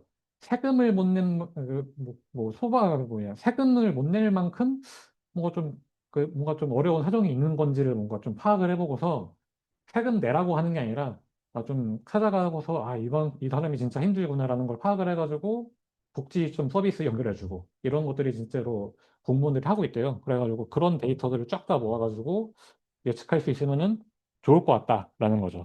근데 이제 뭐 안 좋은 측면도 있는 게 이게 이제 어떻게 말하면은 누군가의 그 어려움과 가난함을 이제 데이터화 해가지고 막 하는 거잖아요. 그러니까 뭐 그런 것들에 대해서 좀 안 좋은 측면이 있는 거고 만약에 모델이 잘못 예측해가지고 이 사람을 놓쳤어. 그러면 이제 좀 안타까운 일이 생길 수 있으니까 이제 그런 것들에 대해서 이제 논의하는 것도 있다는 거죠. 네. 그리고 오늘 준비한 거 아마 마지막 사례일 텐데, 과학기술 사회학이라는 학문이 있어요. 뭐좀 처음 들어보시는 분들이 있을 텐데, 이건 쉽게 말하면 과학기술에 대한 이제 연구를 하는 거다. 라는 거라고 보시면 될 것 같아요. 가지고 뭔가 이제 과학기술이 어떤 식으로 연구되고, 혹은 이게 어떤 식으로 영향을 끼치는지를 분석하는 뭐 그런 분야라고 보면 되는데, 여기에 있는 서울대 요 교수님이 좀 이쪽에서 좀 나름대로 활동을 많이 하는 분 중에 한 분인데, 이분이 이제 강연을 한 게 있어요.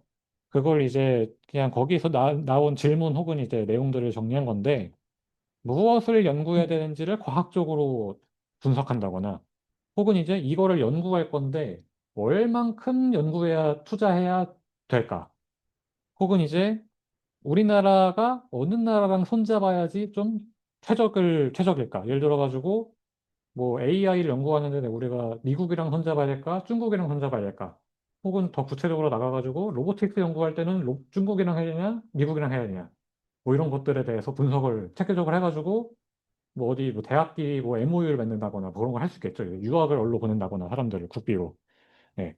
그런 거고, 뭐 예를 들어가지고 지금 우리가 LLM 같은 경우에 뭐 챗GPT, 잼미니 혹은 이제 뭐 라마, 뭐 클로드 이렇게 쭉 있는데 그런 것 중에 어떤 게 살아남을 것인가를 미리 예측할 수 있다면은 우리가 먼저 베팅할 수 있겠죠, 거기에다가.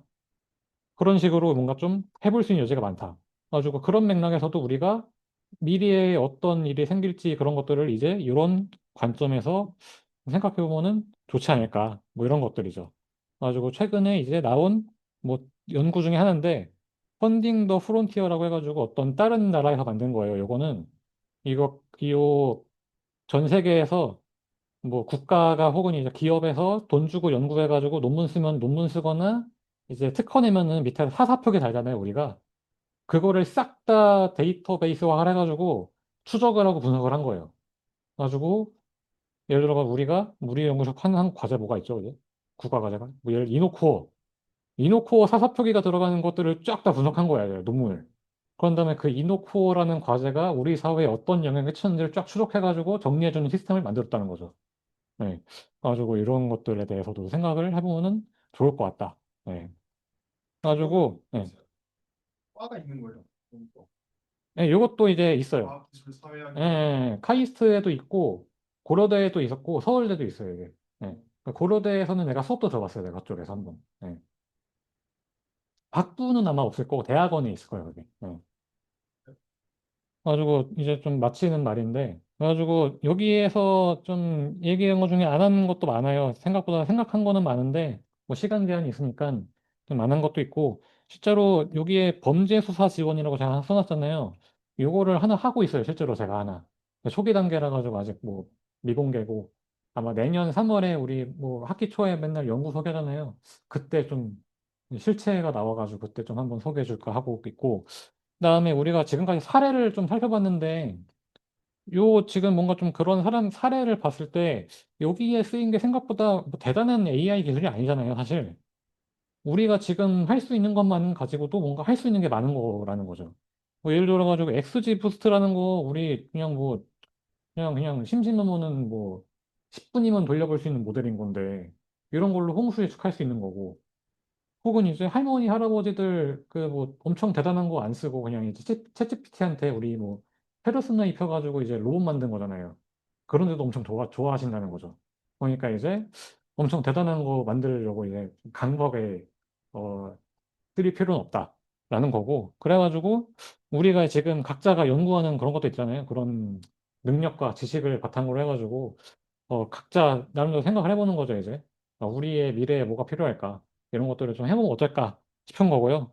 오늘 소개하지는 않은 내용은 언제가 될지 모르겠지만 다음 랩 세미나 시간에 이제 이어서 할 것 같고, 마지막으로 이제 좀 올해 프랑스의 뭐 수능 시험이라고 보면 돼요.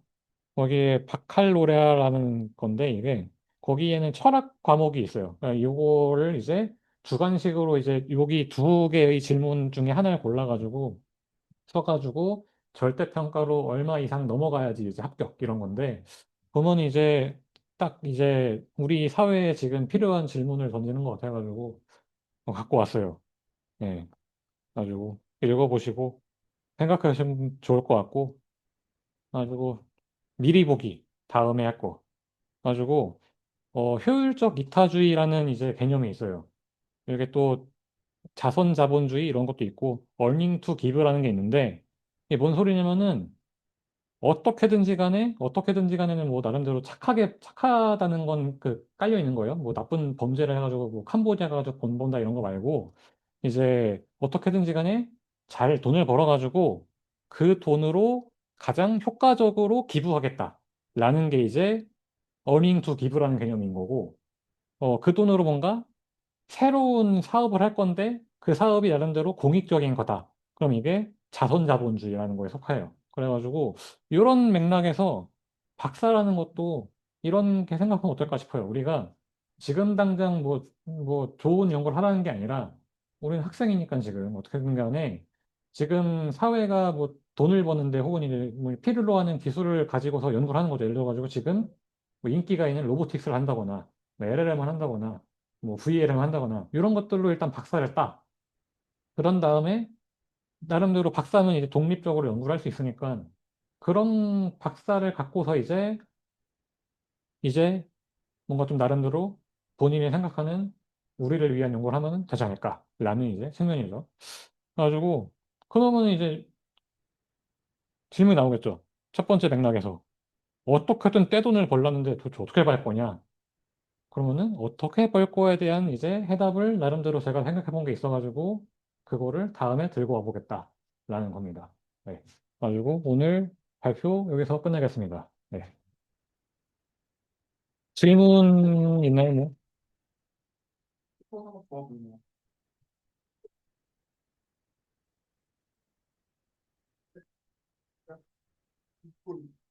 정도 잘 맞춰준 것 같아요.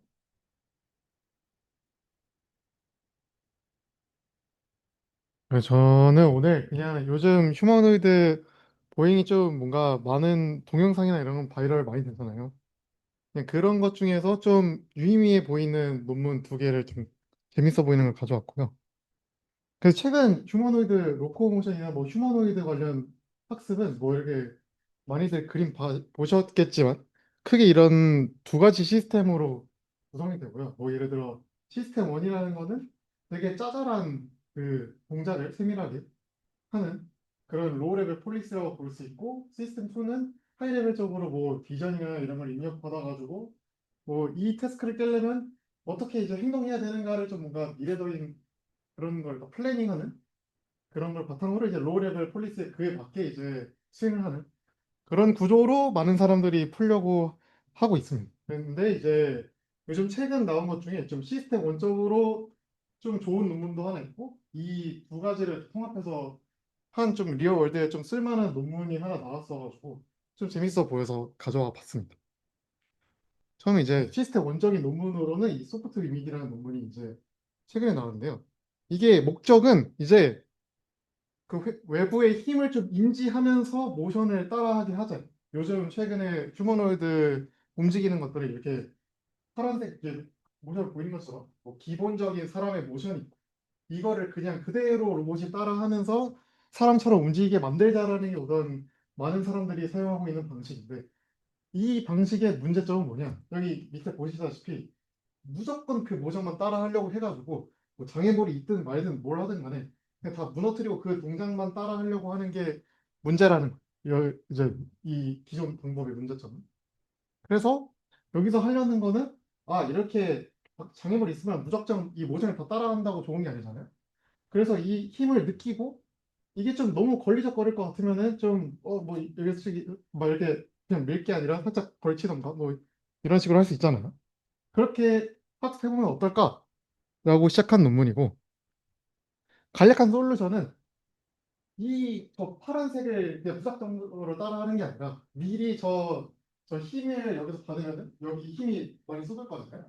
상자를 집으려 할 때 저 힘의 방향에 따른 뭔가 미리 따라야 될 모션을 노란색으로 제가 표시를 했는데, 노란색을 미리 계산을 해가지고 저 모션을 따라하도록 하자.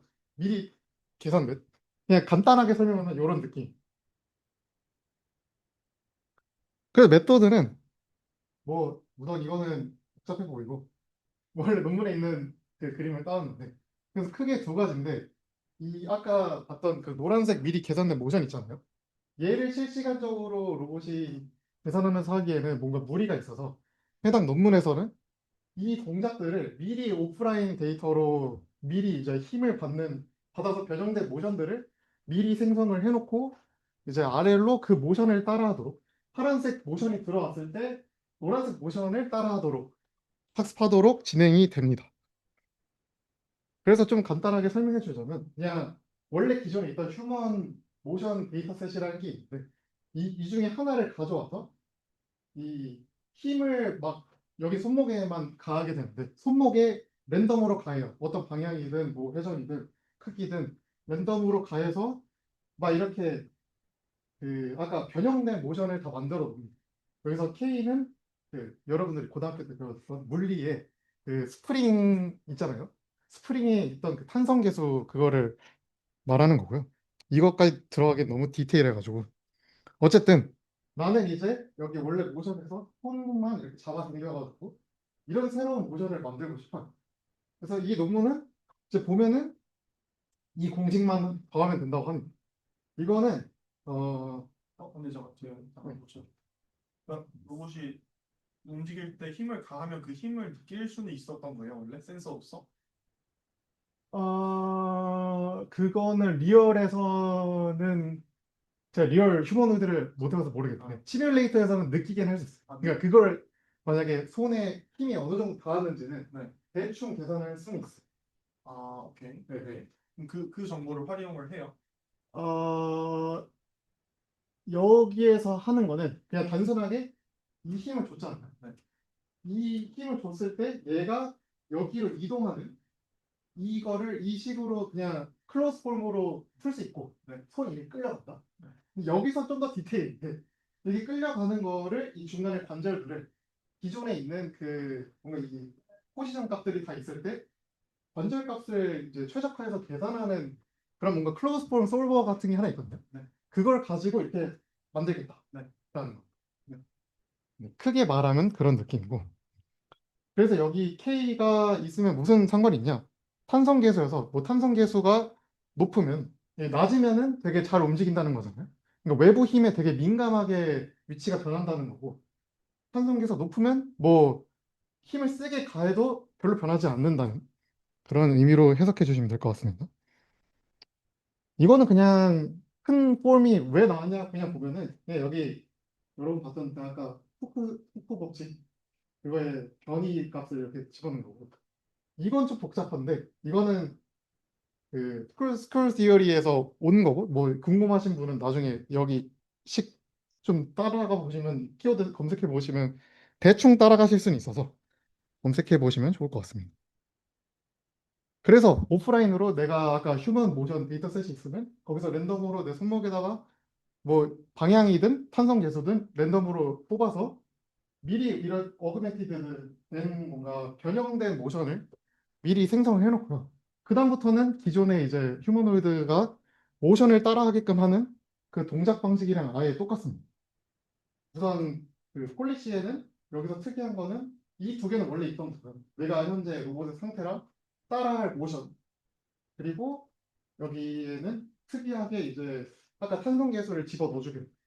이 탄성 계수는 아까 오프라인에서 내가 이 예시를 가져와서 따라하겠다는데 이 여기서 사용된 커맨드 탄성 계수를 인풋으로 집어넣고 이 변형되지 않은 오리지널 레퍼런스 모션을 넣어서 이제 학습을 이제 액션을 취하게 되고 이걸 그대로 하면은 따라해야 되는 리어드는 아까 여기서 변형된 이 모션 있죠. 요거가 따라하면 높은 리어드를 주도록 그냥 모델을 학습하게 됩니다.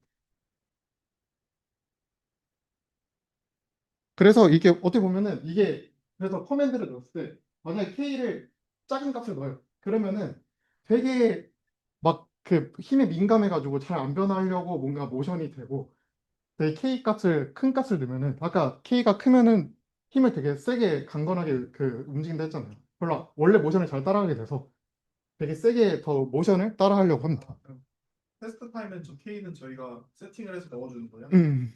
K가 스칼라의 목표예요. 여기 보시면 K가 그 벡터 왜냐면 저 음수값이요? 양수값만 있어. 그러니까 예를 들어서 아까 여기 보면은 K가 두 개로 구성되어 있는데 위치를 계산하는 K랑 그 로테이션을 계산하는 회전하는 그것도 두 개 다 포함되어 있는 개념이어서 벡터 값으로 들어갑니다. 학습 때 배우는 게 레퍼런스 모션을 넣고 내 현재 스테이트를 넣고 K를 넣었어요. 그 다음에 저 GT는 요거. 요거는 아까 어그멘티드 미리 세팅된 세팅해놓은 이 미리 세팅된 K를 넣어서 먼저 이제 학습을 진행하는 거예요. K랑 폴스를 넣어. 프로스펙티브 스테이트가 저거는 주로 그냥 로봇이 현재 이제 내 골반의 위치랑 현재 각도, 팔 각도가 어떻게 돼 있고, 저게 내 현재 상태. 네네, 그거는 내 현재 로봇의 상태. 레퍼런스 모션이 그럼 무슨 얘기예요? 그러면 이거는 아까 위에서 봤듯이 원래 기존의 로봇들이 이렇게 이런 레퍼런스 모션을 따라 하려고 하거든요. 이 모션의 원 프레임 컨디션. 그러니까 현재 이 상태일 때 이 동작을 따라해라 라는 그 원 스텝이나 뭐 N 스텝 이런 거를 하나 넣게 됩니다. 그냥 컨디션. 네. 얘가 그 외부로 시그널은 내가 옆에 벽이 있다는 걸 어떻게 알아? 벽이 있다는 거야. 벽이 있어야지 팔이 이렇게 휠 거 아니에요. 음, 벽을 안 밀치고 타워를 내부 타워를 안 밀치고. 그러니까 우선은 오프라인으로 그것보다는 그건 프로프라이어셉티브 저기서 이제 배운 건데 제가 했는데 안 밀리더라.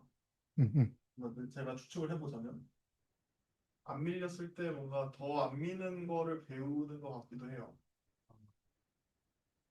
뭔가 이거를 리액티브하게 받아서 하는 게 아니라 해봤는데 안 밀려서 사실 그런 의미에서 그냥 이미 박살나고 나서 조치가 돼버릴 수도 있겠다는 생각도 듭니다. 지금 어쨌든 힘을 받는 센서가 없는 거야. 그쵸, 그쵸. 근데 이제 이 변형된 저 힘과 커맨드라 해서 K를 줬을 때 이런 모션이 되게끔 여기 디테일은 말이 안 나오는데 저 포스도 따라하게끔 뭔가 시뮬레이터 상에서 학습을 하거든. 근데 여기서는 폴스가 없잖아요. 테스트 타입 인풋에. 폴리시 인풋은 없고 리워드 단으로 은은하게 좀 뭔가 배우도록 한 거죠.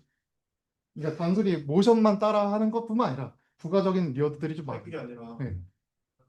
저 리워드는 폴스가 어떨 때는 이쪽으로 가해졌을 수도 있고 저렇게 가해질 수도 있는 거니까 그거는 의미가 없고 테스트 타임에 이쪽으로 가해졌는지 저쪽으로 가해졌는지를 모르는 거죠. 모르는데 이제 그러니까 그랬을 때 그래서 아까 제가 말한 대로 그러면 얘가 테스트 타임에 곧 그거를 박살내지 않는 이유는 내가 해봤는데 프로프라이어티브 저 스테이트가 원치 않는 대로 돼가지고 안 밀리니까 거기서 이제 얘가 알아서 그쵸, 폴스가 그쵸. 알아차려서 논문도 그렇게 나와 있는데 딱 이 정보가 있고 힘이 막 해서 안 밀려요.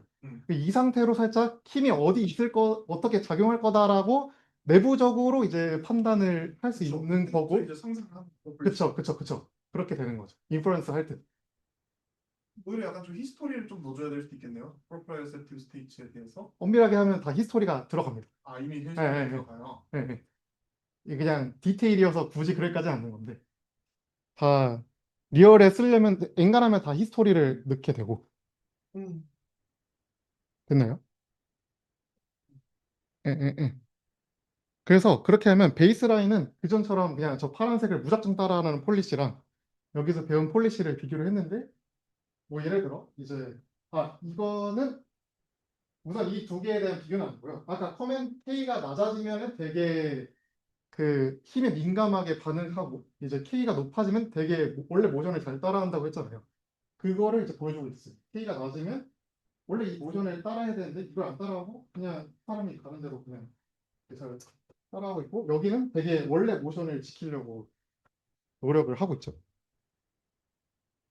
그런 거고 이제 기존이랑 비교했을 때는 기존 거는 원래 모션 따라하려고 해서 이렇게 더 밀치는데 얘는 좀 K 값을 약간 낮게 잡으면은 이렇게 좀 벽이 있으면 좀 이제 원래 로봇의 상태 값을 토대로 힘이 좀 받고 있구나를 좀 내부적으로 좀 인지를 해서 좀 덜 미는 현상을 볼 수 있고요.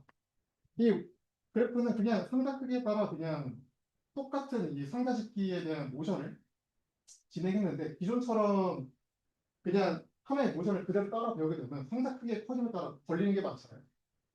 이게 딱 상자가 이렇게 작으면은 별로 힘이 받지 않는데 갑자기 상자가 이렇게 있으면은 좀 걸리는 게 많잖아요. 그래서 상자 크기가 커질수록 좀 뭔가 컨택 포스가 좀 많게 좀 증가하는.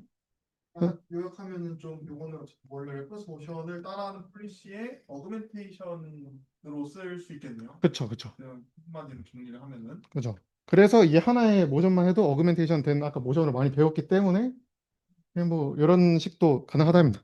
딱 하나의 컨디션만 넣는데도 저런 식이 가능하다 하고요. 네. 여기까지.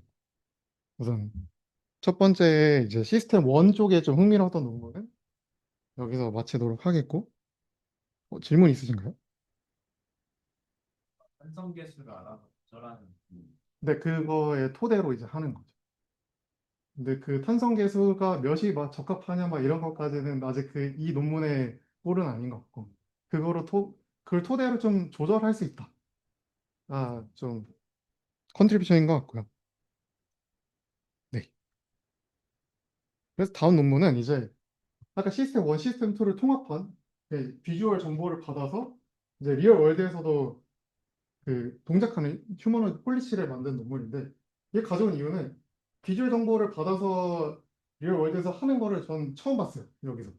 그래가지고 진짜 동작하는 건 처음 봐가지고 어떻게 하는지 좀 저는 궁금했어가지고 이걸 좀 임팩트가 있다 생각해서 가져왔고 기존에는 방금 말했듯이 비주얼 정보를 받아서 리얼 월드에서 휴머노이드가 동작하는 그런 폴리시는 없었고요.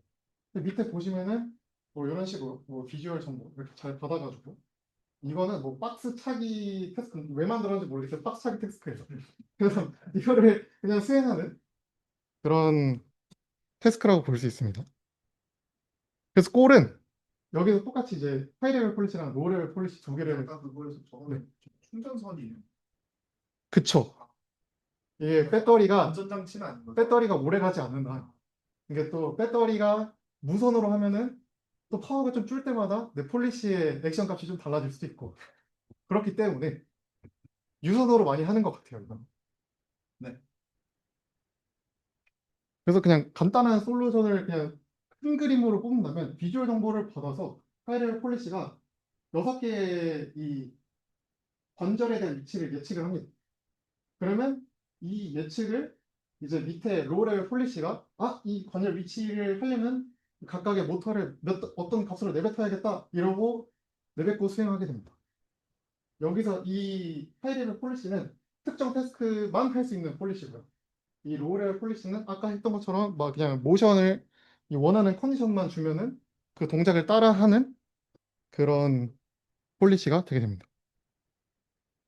간단한 건 아까 그런 느낌이 있고 그래서 하이 레벨과 로우 레벨을 어떻게 되냐 왼쪽이 이제 로우 레벨이고 오른쪽이 이제 하이 레벨 폴리시를 배우는 과정인데요. 공통점은 둘 다 디스틸레이션을 합니다. 티처 스튜던트 폴리시의 구조를 가져서 이제 디스틸레이션 하고요. 그럼 티처는 이제 밑에 모션을 넣었을 때 그 모션을 따라하는 거는 어떤 티처고 어떤 스튜던트가 되냐 하면은 이 티처는 그 휴머노이드가 따라할 아까 파란색 그 따라할 모션 있잖아요. 걔의 모든 정보를 줄 수 있어요. 내 모든 관절. 뭐 예를 들어 뭐 얘로 치면은 한 28개 정도 될 것 같아요. 28, 29개? 29개 관절에 대한 정보를 다 줘서 그걸 따라해라 하는 게 이제 티처 폴리시고 스튜던트 폴리시는 아까 말했던 6개 머리랑 손목이랑 허리랑 발만 줘서 그것만으로도 따라해라 하는 폴리시가 되고요. 이제 하이 레벨은 하이 레벨은 처음부터 비전으로 하니까 어렵대요. 비전 이게 둘 다 아래로 꾸은 거예요. 처음에 티처는 비전으로 처음부터 비전 정보를 컨디션 줘서 리어드 펑션을 가지고 이게 하려니까 어려워서 먼저 이제 비전 정보 말고 내 오브젝트 태스크에 맞는 오브젝트가 어디 있는지 상태를 먼저 컨디션으로 준 이제 하이 레벨 폴리시를 학습을 하고 이제 이게 다 구워지면 이제 스튜던트는 비전 정보를 받아서 이 스테이트가 이제 비전으로 바뀌어서 이 두 개 이제 아웃풋이 비슷해지도록 디스틸레이션 합니다. 크게 보면 이런 거고 조금 디테일적인 이야기인데 조금 디테일적인 이야기는 이제 스튜던트 하이 레벨 폴리시가 여기가 내뱉는 게 생각보다 좀 이 휴머노이드가 할 만한 좀 뭔가 이 스페이스가 잘 안 가나 봐요. 이게 그냥 이게 아래로만 아래로 학습하면 되고 이거 하려고 하니까 이게 좀 생각보다 그 내가 봤던 휴먼 데이터에 대한 그 위치 정보가 있지 않는 것 같아가지고 해당 논문에서는 좀 내가 봤던 그 휴먼 모션 스페이스에 들어가도록 좀 클리핑을 살짝 합니다. 그냥 클리핑을 어떻게 하냐 조금 설명을 드리자면 이 키포인트 CT는 아까 6개에 대한 정보고요. 6개에 대한 정보고 6개에 대한 정보가 이 스튜던트 폴리시를 학습할 때 살짝 RMS 같은 그런 거가 이제 폴리시 들어가기 전에 하나 있어가지고 여기서 민과 베리언스가 알아서 계산이 되게 됩니다.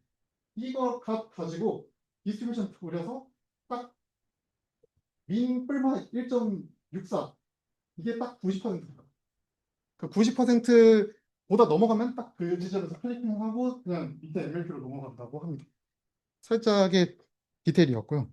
그리고 비전 베이스를 넣을 때 그냥 시뮬레이터는 좀 깔끔한 노이즈가 없는 이런 것만 받게 되거든요. 이것만 가지고 학습했더니 리얼 월드에서 안 되더라고요.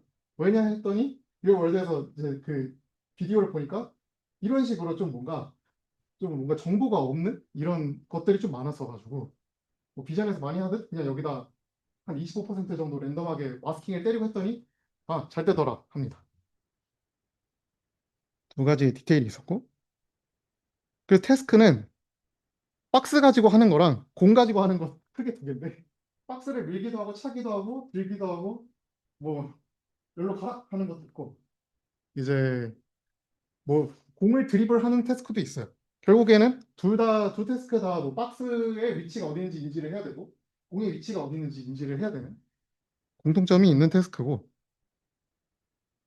뭐 그래가지고 여기 실험 결과는 그 당연히 피처의 성능은 원래 스튜던트보다 좋은 거고 비전을 갈아서 하는 게 여기 태스크에선 좋았다는 게 결론이었고 여긴 좀 디테일인데 뭐 우리는 스테이트 베이스는 안 할 거니까 이제 비전 베이스로만 이야기하면 비전 베이스에서는 좀 중요했던 게 이제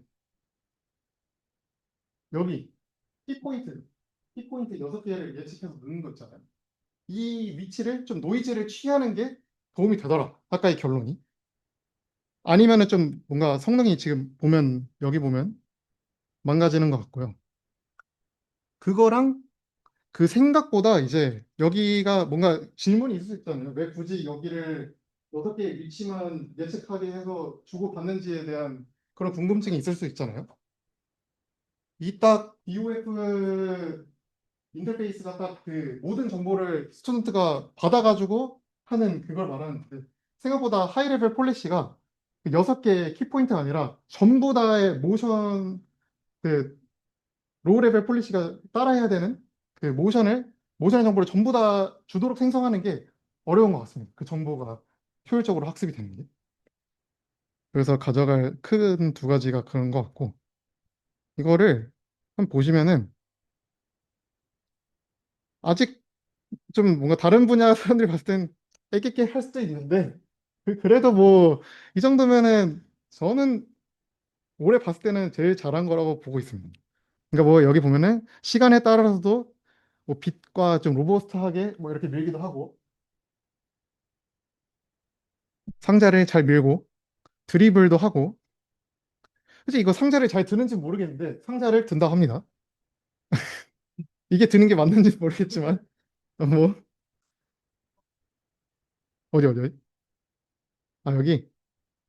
이거는 휴머노이드 한 개. 네. 그래서 여기까지. 혹시 질문 있으실까요? 장난 다 되는 거는 그냥 이거 덕지만 봤을 때 제가 볼 땐 그런 것 같아요. 네네, 그런 것 같아요. 뎁스를 측정하는 센서가 따로 있나요? 뎁스 에스티메이션. 아니, 그 카메라를 보고, 근데 그 카메라가 뎁스가 되는 카메라여서, 네네네, 그걸 보고 한 것 같아요. 근데 제가 보기엔 카메라도 엄청 좋은 카메라를 달진 않은 것 같아서, 뭔가 굉장히 노이즈가 좀 많죠. 그런 것 같습니다. 네, 수고하셨습니다. 여기까지 하시죠.